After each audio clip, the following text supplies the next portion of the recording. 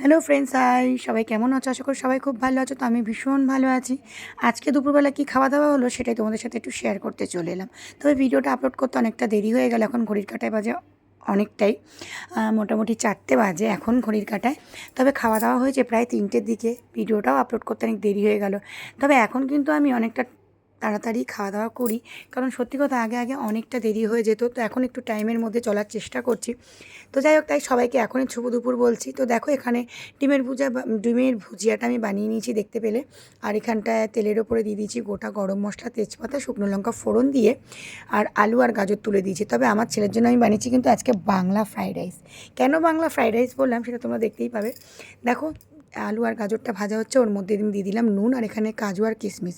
Bangla fried rice কেন, এর মধ্যে আমি কিন্তু ঘি দিইনি, অন্য কিছু দিইনি, নিজের মতন করে আমি এটা বানিয়েছি, তাই বললাম বাংলা ফ্রাইড রাইস আমার মনের মতন করে আমি বানিয়েছি।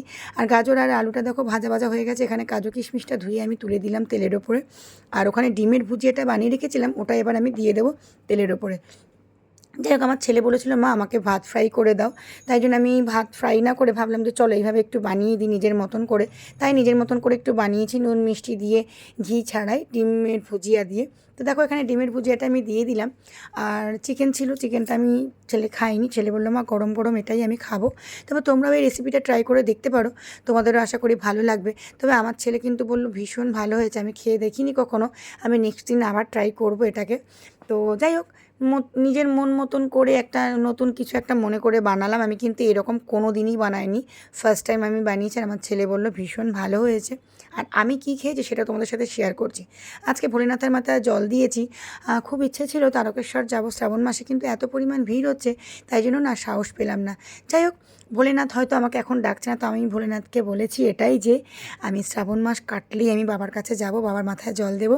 আর বাবা সবাইকে ভালো রাখুক, সবাই ভালো থাকুক, সুস্থ থাকো, এই কামনাই করি।